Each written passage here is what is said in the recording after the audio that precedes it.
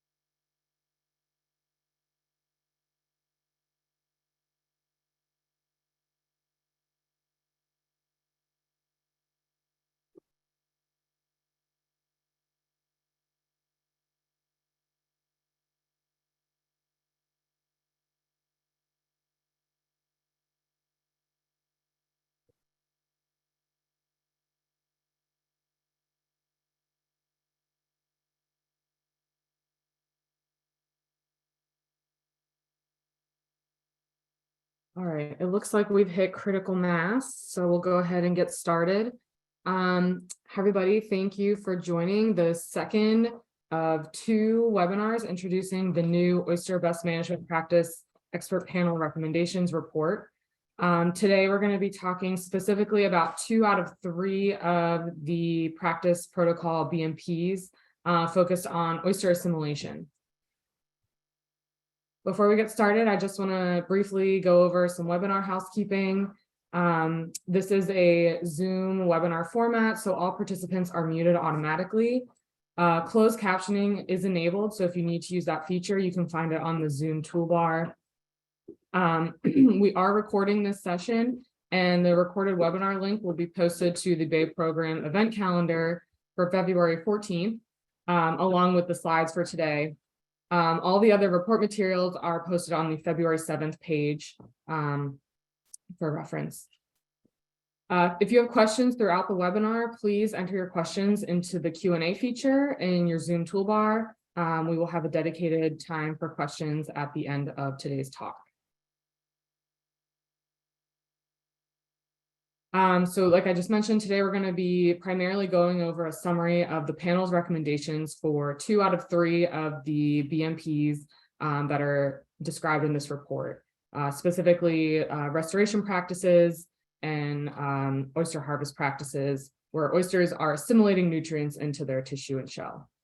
I'm also going to just briefly touch on the timeline for the review period and the just an overall summary of the report.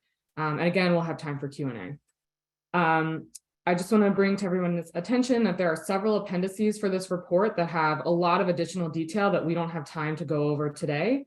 But I encourage you to review those as you're also reviewing the report. The technical appendix for this report is still under development and will be available soon for review. And that will be posted on the February 7th event calendar page. So this webinar and last week's webinar, which was our first webinar in this series, kicks off the partnership review and comment period for the Oyster BMP report. Next, we'll be seeking approval by all the stakeholders and the watershed technical work groups and synthesize feedback into a revised version of the report if needed. Ultimately, we'll be seeking approval from the water quality GIT in conjunction with the fisheries GIT. And the ultimate goal here is to add additional oyster BMPs to the modeling tools to reduce the nutrient and sediment loads in the Chesapeake Bay. I'll just briefly go over a few important dates that are part of this timeline. The report is available and was posted on January 30th, which was 2 weeks ago now, on the event page for February 7th webinar. Today's webinar is again discussing recommendations for the oyster assimilation protocols. And then there are several other presentations throughout this review period that we will be giving. And the biggest thing that I just want to highlight here is that feedback is due, written feedback is due to this email address, oysterbmpresponse@oysterrecovery.org by March 10th.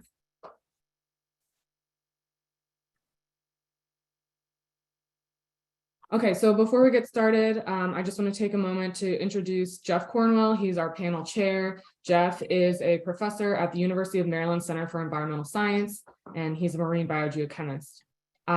Today, I'll also be speaking. I'm Olivia Coretti. I am the Coastal Restoration Program Manager at Oyster Recovery Partnership, and I am serving as the panel coordinator for this report. So before we get started, I just want to turn it over to Jeff to give a few opening remarks. So the process of developing BMPs has been a multi-year endeavor. And if we go back to the very first BMP, the approved BMP that we have, it was essentially looking at oyster tissue biomass, looking at the nitrogen and phosphorus content, and crediting that. Now, to do this crediting, basically, you need to have essentially a dockside assessment of the number of oysters and their size, and this was strictly for aquaculture. The three elements, including the one we talked about last week, in this report, take up the complexity another notch. What we talked about last week was essentially microbial denitrification, which occurs in oyster reefs, and a way to credit that both in terms of a sort of a default rate, as well as with novel different substrates, way forward to get credit for those. Of the two that we're talking about today are both again looking at considering oyster tissue, but they're much more complex in that we're going to assess the equivalent of the nitrogen and phosphorus stored in oyster tissue and shell in restoration. And then with deployment by shell committees and other groups for wild harvest, a way to credit that. And there has to be some guardrails on that, just in the sense that we don't want to have over crediting in terms of number of oysters removed. And so Olivia will describe a lot of these pieces. So away we go. All right, thanks, Jeff. So this is all just review from last week, but I just want to take a moment to set the stage for these oyster BMPs. So everyone's probably familiar, but best management practices are methods that are effective and practical for preventing or reducing nutrients and sediment loads in the Chesapeake Bay to achieve water quality goals. To date, there are over 200 individual BMPs, and if approved, these oyster BMPs will be added to that total number. BMPs are just one tool that the Bay program integrates into their model framework for reducing loads to meet water quality standards in the Chesapeake Bay. Oysters are inherently linked to water quality because they are filtering particles from the water column. So as oysters filter particles from the water column, they can improve water quality. They can assimilate nutrients into their tissue and shell as they grow. They can excrete nutrients in biodeposits and also bury those in the sediment. And then they can also contribute to biogeochemical processes such as denitrification, which transform nutrients from biologically available compounds into biologically unavailable compounds. So as a reminder, we talked about the denitrification process last week and how oysters can enhance that at the reef level. So because of this interest, or because there's interest in understanding how oysters can improve water quality, the Oyster BMP expert panel was convened in 2015 to develop recommendations using science to do this. So I just want to take a minute here to acknowledge all the panel members who are currently active on the panel for their expertise and time. Also the advisors and coordinators that have contributed to this effort, and all the other people who have contributed data, time, and support for getting this report in the form in which you guys are seeing it. So this was a huge collaborative effort across multiple agencies, academic institutions, and people with a variety of expertise. So to date, the panel has put forth a set of 4 Oyster BMPs in the Oyster BMP toolset. The first of those was approved in 2016, and that was the BMP for oyster aquaculture, whereby oysters are removed from the water and they are assimilating nutrients into their tissue. Last week, we talked about the restoration denitrification BMP, where oysters are put into the water and are not removed from the water, but at the reef level, those oysters are enhancing denitrification to remove nitrogen from the bay. Today, we're going to be talking about 2 oyster BMPs that are in this new report. The first is restoration assimilation. So again, we're using oyster restoration practices to enhance oysters. And then those oysters are staying in the water and they're ultimately assimilating nitrogen and phosphorus into their tissue and shell as they grow. For the Harvest-Assimilation BMPs, oysters are being put into the water, they're assimilating nutrients into their tissue, and then the removal of those nutrients occurs during harvest. So here's what I just touched on in a little bit more detail. Specifically, these oyster practices are oyster reef restoration using hatchery-produced oysters and substrate addition, and then licensed oyster harvest using hatchery-produced oysters. Whoa, I'm sorry about that.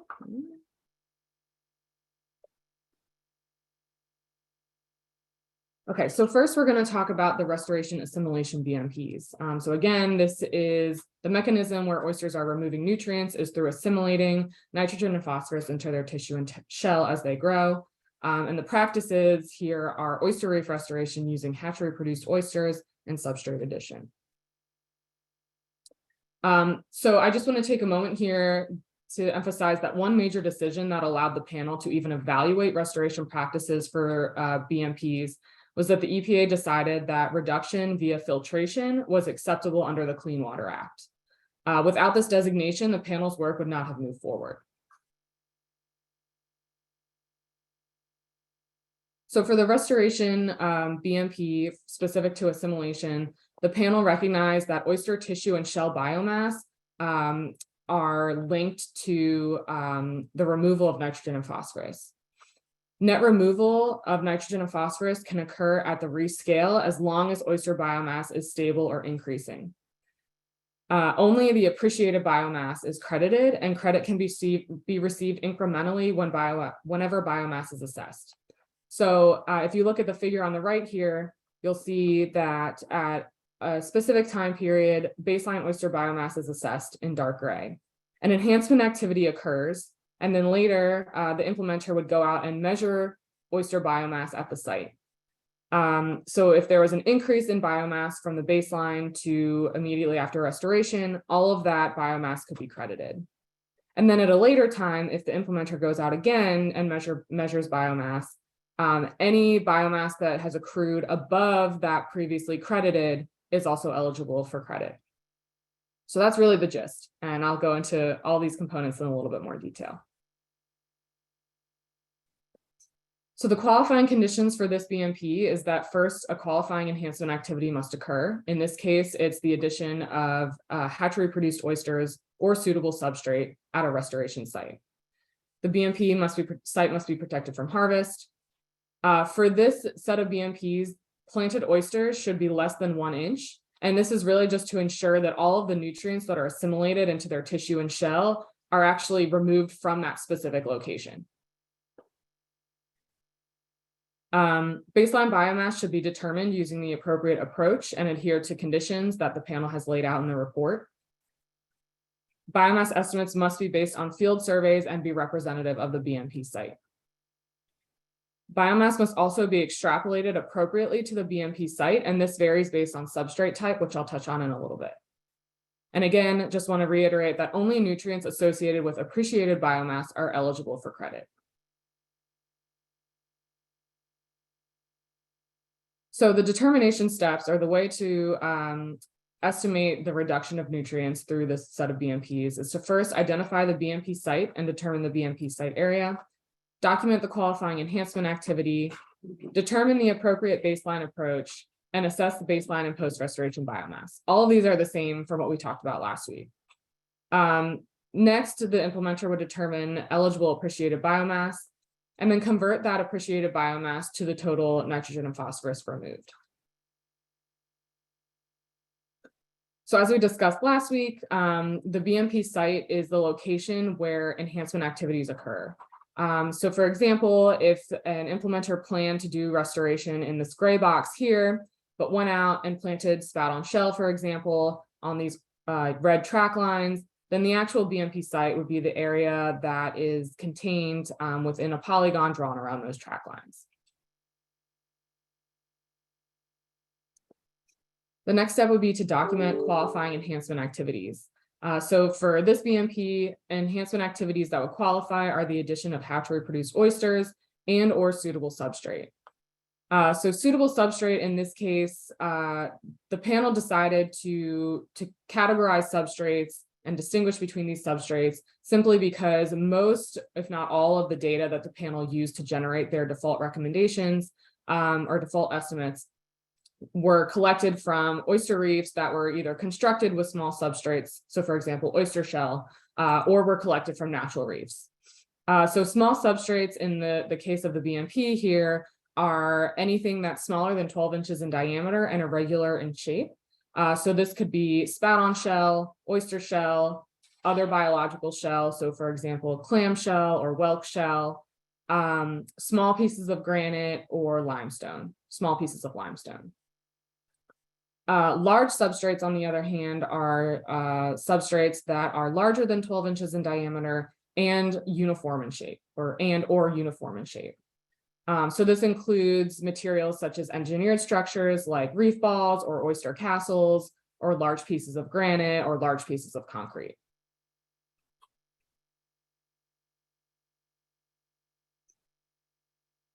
So next, the implementer would determine the baseline approach. And again, we touched on this last week, but I want to just reiterate it here. There are two ways that the panel is recommending that an implementer could collect baseline oyster biomass. The first is by doing pre-restoration surveys. So you would go out and collect biomass at the BMP site before restoration occurs. The other option is to collect biomass from a non-restored representative site, which is in the same basin as the BMP site, but in many cases or in some cases, pre-restoration data may not be available, so this provides a little bit of flexibility for estimating baseline biomass. All right, so once you have your enhancement activity, you want to collect your baseline and post-restoration biomass. So the panel has recommended 3 ways that an implementer could do this. The first is using a default regression, which the panel generated from data collected across the Chesapeake Bay.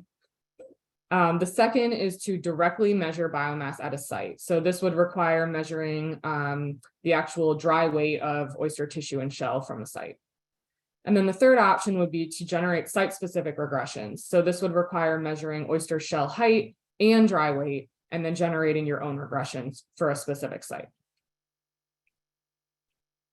I just want to touch on the default biomass regressions in a little bit more detail. So again, these were generated from thousands of oysters that were collected across the Chesapeake Bay. So this is a comprehensive data set collected from both natural and restored reefs, again, primarily composed of small substrates.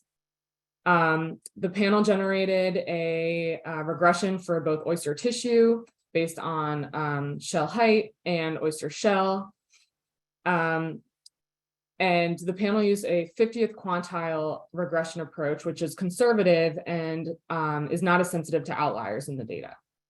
So the panel did a bunch of sensitivity analyses, which are in Appendix E, if you want to refer to those, and found that using this default bay-wide regression actually really represents conditions across multiple locations, including differences in salinity, different tidal regimes, and oysters collected in different seasons very adequately.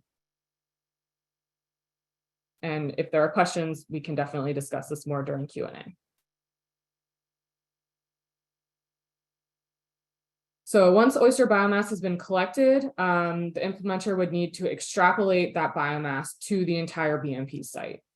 So extrapolating oyster biomass to the BMP site depends on substrate type. So for small substrates, biomass is collected per unit area. So really the implementer would just have to multiply their average biomass for the site by the area of that site to get the total pounds of oysters or total pounds of biomass that were accumulated or were accrued at that site. So for large substrates, one of the challenges is that oysters are, growing not per unit area, they're growing per structure. So the biomass estimates are measured per structure. So therefore the implementer would have to multiply whatever average biomass on a structure basis by the number of structures at the BMP site.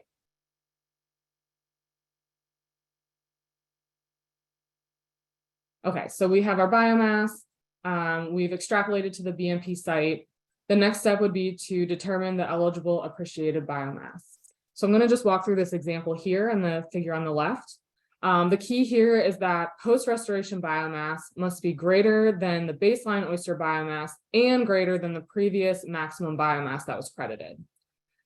So if an implementer goes out and measures baseline biomass before restoration occurred, and found that there were 125 pounds of dry weight of oysters at the site, they conduct their enhancement activity.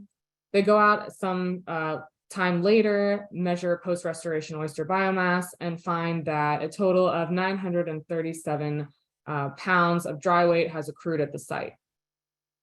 So all of those 937 pounds are eligible for credit. The next time an implementer might go out, they might actually find that biomass either didn't change or actually slightly decreased from the previous time. So none of that biomass is eligible for credit because it's already been credited. And then if an implementer goes out again a third time and finds that biomass accrued again above the previous amount that was credited, then that new biomass could be credited. So eligible appreciated biomass can be measured and credited over the lifetime of the BMP site, as long as biomass is accruing. If there's no accrual of biomass, then there's no more credit that can be earned. So once the eligible appreciated biomass has been determined, the implementer would then multiply that biomass by the percent N nitrogen and percent phosphorus in oyster tissue and shell, to get an estimate of the total amount of nutrients that are removed via assimilation at that site.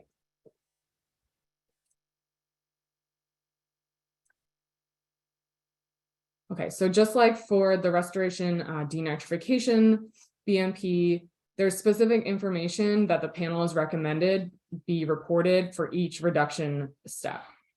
And so a snapshot of the table 7.5, I think, or 7.3, sorry, I have a thing on my screen.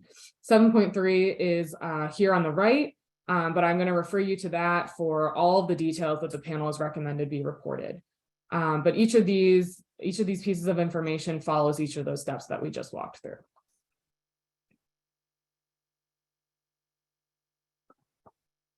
So using biomass as a way to estimate how much nitrogen phosphorus has been removed at a site is a really straightforward way to estimate the amount of credits that a BMP site is creating. But one challenge or one potential unintended consequence that the panel identified was that overcrediting could occur in cases where biomass drops below the previously credited amount of biomass. So for example, if you accrue biomass, you credit it, and then the next time you go out and measure biomass, you actually see that there was a decrease in biomass at the reef level. You've essentially overcredited the biomass that's there at that time. However, the panel recognized that there are many other processes and organisms aside from oysters that are removing nutrients at the reef level, and these aren't currently being credited. So it's likely that significant crediting is not actually occurring if biomass drops below previously credited amount.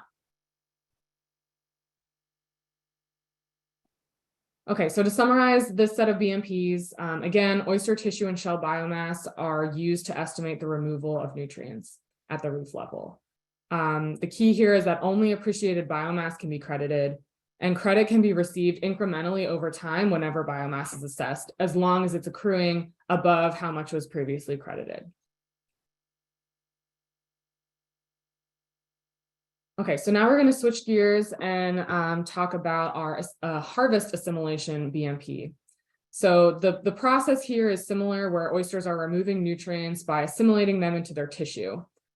And the practice for this set of BMPs is licensed oyster harvest using hatchery-produced oysters only. So the panel is using a similar approach here, where oyster tissue biomass is really key to estimating the removal of nutrients. This BMP actually has a lot of similarities with the aquaculture BMP, and you'll hopefully recognize some of the elements in the report from the first report. Aquaculture is essentially a form of harvest, so the panel decided that they were going to adapt the aquaculture BMP for harvest from reefs that are open for public fishing.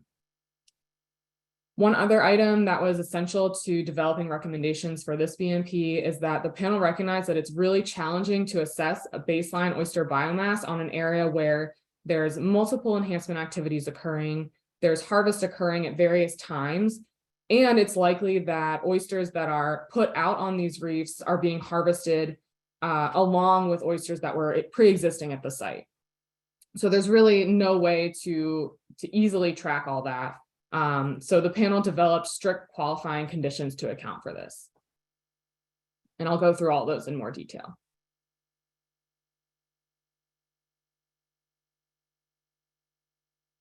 So briefly, the qualifying conditions for this BMP is just like the other ones. The qualifying enhancement activity must have occurred. For the Harvest BMP, the only qualifying enhancement activity is the addition of hatchery-produced oysters. The BMP site must be open to licensed oyster harvest. Planted oysters should be less than 2 inches here to ensure that all of the nutrients that are assimilated into the oyster tissue were actually assimilated from that specific site, and that those oysters were below harvest size. At the time of harvest, oysters should be alive, of legal harvest size, and harvested from that specific BMP site. And then lastly, oysters must be harvested within a harvest crediting time frame, which I'll define in a minute. So the determination steps for the nutrient reduction for the Harvest-Assimilation BMP are to first identify the BMP site and determine the BMP site area, and then document the qualifying enhancement activity. These two steps are consistent across all of the BMPs that the panel has put forth for review in this report. The third step would be to determine the maximum harvest allowance using a default or a site-specific spat survival rate, which I'll talk about in a minute. Fourth would be to determine the harvest crediting time frame, and then lastly to determine the total nitrogen and phosphorus removed via harvest. Okay, so to avoid crediting those pre-existing oyster populations that could potentially be harvested along with the hatchery-produced oysters that are put out on a site through an enhancement activity, the panel decided to generate a cap on how many oysters could potentially receive credit from each individual planting. So this cap is based on the average spat survival rate from the time of planting to harvest. So presumably oysters take 2 to 3 years to grow to a minimum harvest size, which is 3 inches in Maryland and Virginia. So the panel did a thorough literature review of all the existing data to identify an average spat survival rate from that time of planting, age 0, essentially, to 2 to 3 years. So the default survival rate that the panel is putting forward here is 3%. The panel also recommends that a site-specific survival rate could be measured at an individual BMP site, and they provide guidelines on how to do that. So essentially, you can only, if you're using the default rate, you can only get credit for up to 3% of how many oysters you're planting. The next component of this BMP is to define a harvest crediting timeline, or time frame. So again, as when oysters are put out, they take about 2 to 3 years to grow to harvest size. So oysters are not eligible for credit between year 0 and year 2. Again, you can develop a site-specific estimate of when this time frame would start, but the panel is recommending using year 2. And then presumably, after a certain amount of time, all the oysters that were planted on a site would have been harvested. So the panel is recommending that that would happen probably by year 5. So the harvest crediting timeframe essentially is between 2 years after an enhancement activity occurs, so that oysters can grow to harvest size, and then no farther after 5 years after those oysters were planted. Additional enhancement activities can occur within this time frame or after this time frame to extend the lifetime of the BMP site.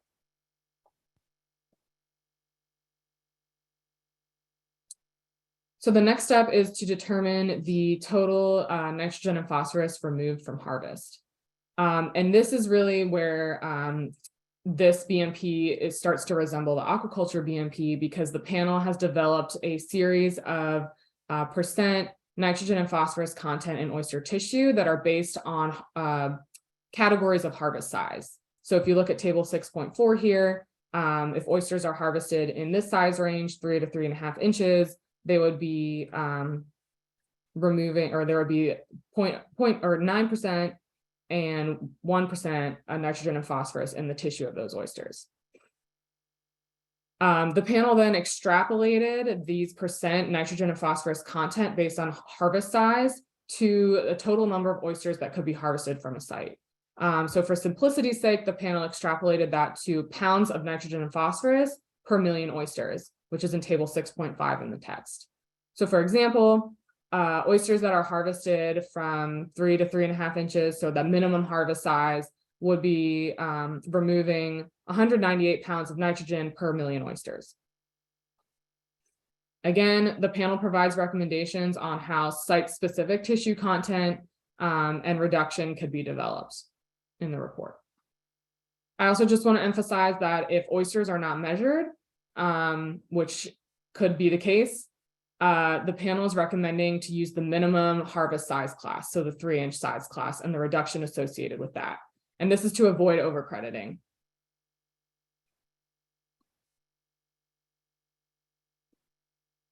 So again, reporting guidelines are going to be specific to each determination step for this BMP, just like the other ones. So I'll direct your attention to this table here in the text. The most important things, aside from the BMP site and BMP site area and the enhancement activity, which are consistent across all the BMPs, are to make sure that you're reporting the maximum oyster harvest allowance. Again, the default is 3%, and then that harvest crediting timeframe, along with the total amount of oysters that are harvested and how much nitrogen and phosphorus are removed. Okay, so since this BMP is a little bit different than the restoration BMPs and can potentially be a little bit more complicated, I just want to take a minute to walk through an example. So this table here is showing the amount of spat or spat on shell planted across a series of years at a BMP site. So if we look at the number planted in 2019, there were 50 million spat on shell planted at this site in 2019. So at most, there could only be credit for a maximum of 1.5 million oysters, which is 3% of the 50 million that were planted.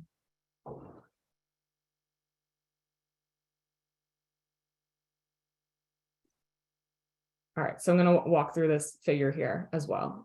So we've determined that our maximum harvest allowance is 3% of the 50 million that were planted. So that's 1.5 million oysters. So in 2019, an agency or shell committee went out and planted 50 million spat on shell at this site. None of those oysters are eligible for harvest in the 2020 to 2021 season because they're still growing and they have not yet reached the harvest credit timeframe. In the 2021 to 2022 season, these oysters, or the 1.5 million oysters, are now eligible to be credited. So through harvest, only a portion of those were removed. So that portion that were removed are eligible for credit. And there's still several oysters that are available to be credited in future years. In the 2022 to 2023 harvest season, another portion of those oysters are removed via harvest. So the yellow here are oysters that are eligible for credit in that year. The green part of this bar is showing how many oysters were previously credited. So for 2022 to 2023 season, the green bar is equivalent to what was already credited the previous year. And then so the last year that these oysters could potentially be harvested for credit would be in 2023, the 2023 to 2024 season. And presumably in this example, the rest of all those oysters out of the 1.5 million that were originally eligible have been harvested and credited. So obviously there could be more oysters that are harvested beyond the 1.5 million that are eligible for credit, but those oysters are not eligible for credit based on the enhancement activity that happened in 2019. There are also likely many cases where there are multiple plantings occurring within this time frame of this example. And I want to just direct everybody's attention to table 6.8 in the text, which walks through those in a great amount of detail. Okay, so in this example, we determined that all 1.5 million of the eligible oysters were harvested. And so if we walk through the default nutrient reduction estimates, we would multiply that 1.5 million by the 198 pounds of nitrogen per million oysters and the 22 pounds of phosphorus per million oysters to get a total estimate of 297 pounds of nitrogen removed via harvest and 33 pounds of phosphorus removed via harvest. So in this example, we did not measure those oysters, which is why we're using that minimum oyster size class.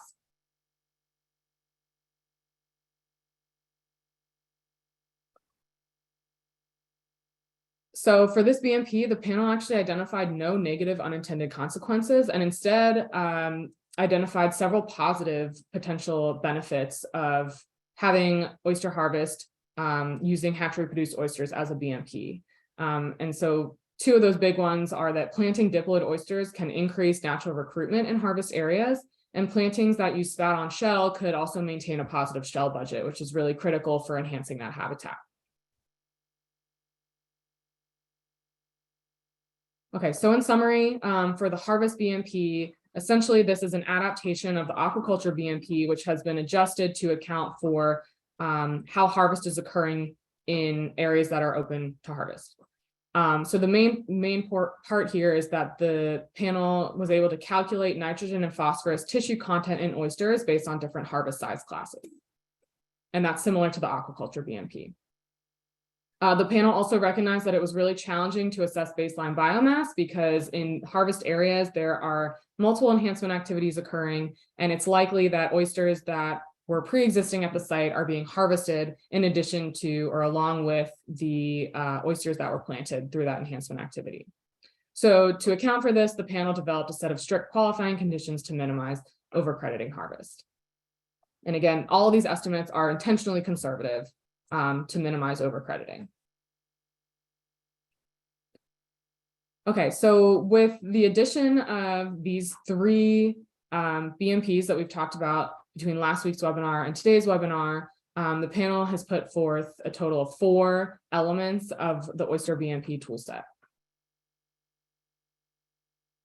Overall, the panel concluded there was sufficient science to support the development of these 3 new Oyster BMPs. Oyster biomass data is really important and is actually required to estimate the reduction and also verify that enhancement activities led to an increase in oysters. So the enhancement activities are critical here because credit is only occurring when oysters are enhanced. The panel developed a set of tools and default estimates to estimate those reductions and also provide guidance on when and how to generate site-specific estimates. And lastly, the panel developed a set of comprehensive verification guidelines and qualifying conditions to minimize overcrediting. There's still a lot of work that can be done. So the panel also has outlined several opportunities for future research to expand the existing BMPs and the ones that they provided recommendations for in this report as well. So there's plenty of work to still be done, and there's a lot more that we can learn about how oysters can transform or sequester nutrients to remove nutrients out of the Chesapeake Bay. All right, so with that, thank you for joining our second webinar, and we are open for Q&A. I'll also just point your attention one more time to please submit your responses, or questions, or feedback. Submit your questions or feedback to Oyster BMP response at oysterrecovery.org. All the feedback is due March 10th. All right, thanks.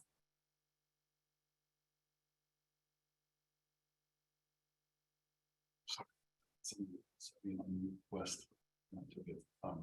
So there are a couple questions. I need to unmute, but I will speak aloud. So there's a couple questions from Paula Jadinsky. The first question is, did the panel set a minimum or maximum window of time for sampling appreciated biomass after project? So after restoration, that's focused on the assimilation protocol. Yeah, so the panel is recommending that, so a lot of the large-scale oyster restoration that is occurring in the Chesapeake Bay right now is using a 3-year sampling schedule. So the panel kind of recommends to follow that same schedule, but it's open-ended and people can go out as often or as little or infrequent as they desire. With that BMP in particular, as long as biomass is accruing, then credit can be earned. So there's really no like end date over which you can really assess biomass. This can occur for years and years after that enhancement activity occurred. And for the second part of your question, I would recommend that you read through that section in the report. It should be at the end of chapter 7. I can't remember the exact section off the top of my head right now. But if you have additional questions about those specifics, please follow up with this email. The reference to the first part of that question is on page 58, where it specifically says that the panel is not recommending a specific time frame at all for restoration practices. So Paula has a follow-up question just really in terms of process, and that is, will the slides be available and when will they be available from this webinar? Yeah, the slides will definitely be available. They'll probably be up by the end of the week at the latest. Those are the only 2 questions for now. So others who are attending, if you have questions, please put them in the Q&A.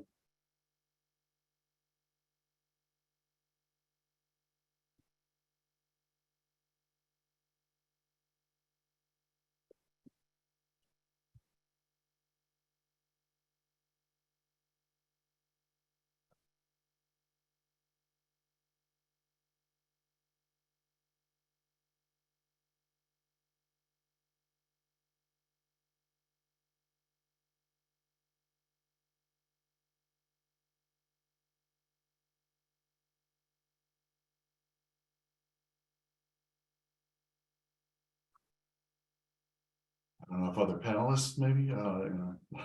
I would point out that there's no questions. Yeah, I would point out that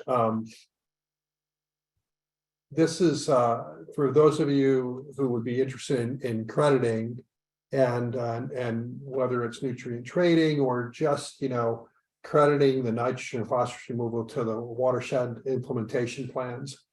That in fact, this is really a first step, and it's really we've tried to construct all of these chapters so that the people at the states of Virginia and Maryland can use this information to create the policies that actually do the crediting within those jurisdictions.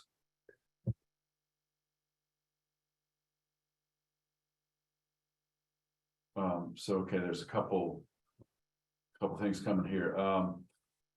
So Stephanie Westby from NOAA has put in the chat the link to the first webinar.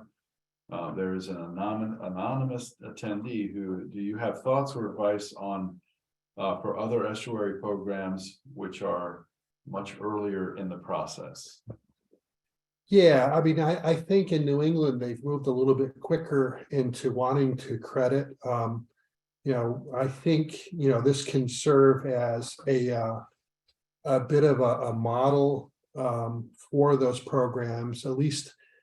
There may be some specifics and slightly differences in practices, but I mean, the fundamental things that oysters do won't change from system to system.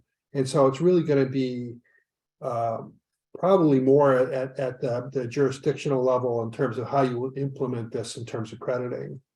The Tom Guay asked about, can we sell credits? And technically that's not in our purview at all here. And so the answer is yes, if it's implemented by the states of Maryland and Virginia, but only in the aquaculture and more towards the private realm. Public deployment of oysters would not be credited, could not be used for nutrient trading, albeit if the assessment is done, they could be used again for the watershed into the watershed implementation plans for given counties in Maryland and other jurisdictions. Yeah, I want to back up for a second. Stephanie, that link is for the first webinar. There is a separate link for today's webinar, which is on the February 24th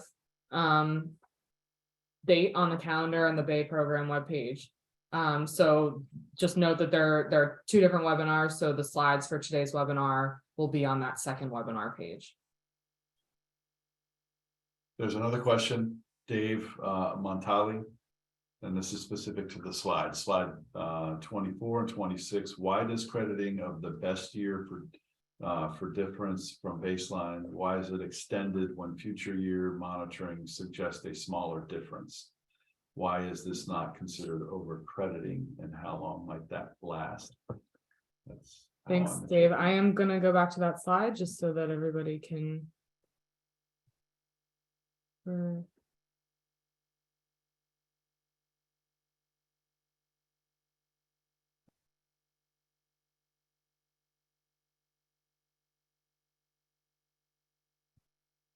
Okay.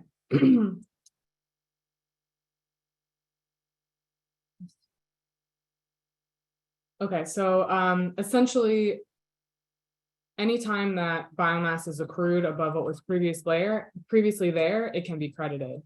So for this, in this example, in 2023, say there was a large mortality event and a lot of oysters died, and you lost a lot of biomass. This doesn't necessarily have to be the last time that an implementer would go out and measure biomass. This was just the end of this example. So yes, in this case, there could be overcrediting that did occur here. But like I mentioned earlier, there are other encrusting organisms. There are many other processes that are occurring at the reef level that are also sequestering nutrients that we are not accounting for. So it might not be as large of a difference as this example shows. So in this case, yes, there was an overcrediting that occurred in 2030 relative to 2033, but that doesn't mean that biomass won't accrue again. And so that's why the panel is recommending that, biomass can be assessed as often and for as long as an implementer desires to ensure that biomass is maintained at the reef level. Hopefully that helps answer that question. Jeff, I don't know if you want to add anything. Yeah, I think, one of the things is you have to think about the shell budget too. So a substantial proportion of the nitrogen and phosphorus is in the shell, and that won't disappear. So we made a choice at the beginning of this to only credit live biomass. We're not doing a shell budget and thinking about so much the nitrogen and phosphorus that's in shell after the organisms are dead. And so that'll persist for some time frame, but I think Roger Mann has done a number of kind of shell budgets relative, maybe possible. I don't know how relevant they are to Maryland, but they probably are. And essentially, shell does disappear over time. Some of it gets buried. The places we've worked have a lot of shell hash that's permanently buried. And of course, we have lots of relic reefs around the Chesapeake Bay region with massive amounts of shell that are under layers of mud. So- I also want to just point out that the panel itself, they approach this with an inherent conservative nature to this, and this is just a hypothetical example for just presentation purposes. Right. The way that this gets implemented is going to be decided by those folks who might want to take advantage of this and regulate it. So overcrediting is probably going to be the least concern. Thank you. I could take on the question from Russ Burke, a recommendation, no recommendation for denitrification crediting for large structures due to insufficient data. We're not at the stage, so my laboratory's done a fair bit of this work, and what we're seeing is really different levels of biomass on structures and in different situations, and in really shallow water, at least here in Maryland. When the tide goes out in December and it's freezing, we lose a lot of animals at that. So the answer is, do you think they denitrify at least as much as small substrates? And the answer is, yeah, absolutely. The rates that we've observed are gigantic. But we just don't know how to do a default crediting right now. We just don't have quite enough experience. We've incubated 8 or 10 reef balls and a few other things, and in terms of some of the shoreline structures that are there, and we're just not quite there yet. I think the opportunity is there to make measurements. Say you have a large project where you deploy 100 reef balls that are set with oysters. A subset of those could be monitored and credited, and the rates, like I say, the rates are very high. They're in a beautiful position within the water column. Typically, they're not down in the mud fighting oxygen issues and other things, and the rates typically are quite high. We also see that some of the other attaching organisms like barnacles and bryozoans contribute to filtration and denitrification as well.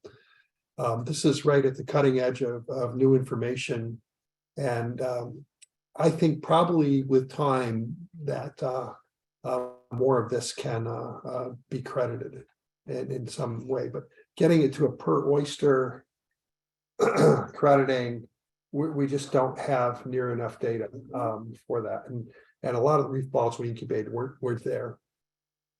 So I'll just add to that by saying that large structures such as reef balls are not available for crediting. However, the panel is not providing default.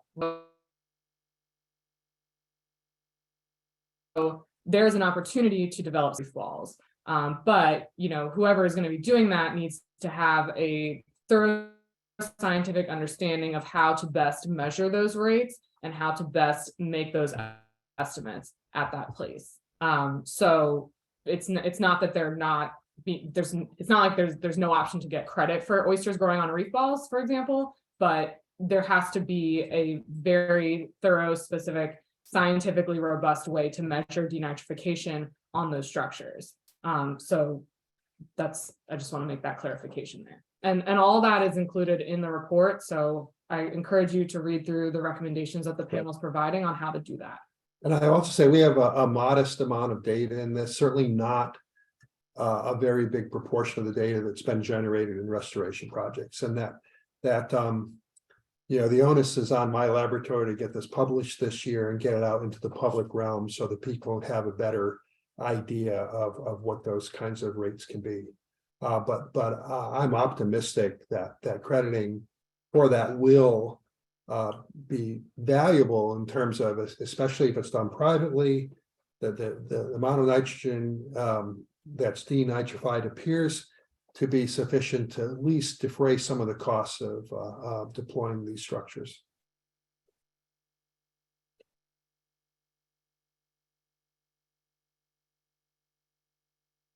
Any other questions?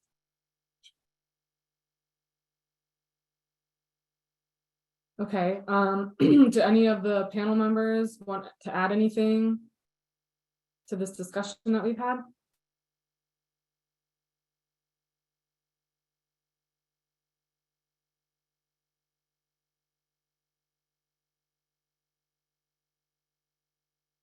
All right. Not seeing any hands. Well, thank you everybody for joining. Hopefully this has been informative and provided an overview for those of you who are interested in understanding how the panel is recommending that oysters that are harvested and oysters that are restored can potentially be implemented or at least reduce nutrients in the Chesapeake Bay as a BMP.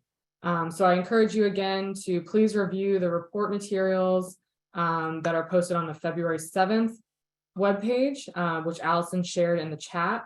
And please submit any written feedback or additional questions that you have to the Oyster BMP response at oysterrecovery.org email address by March 10th. All right, thanks everyone. Thank you.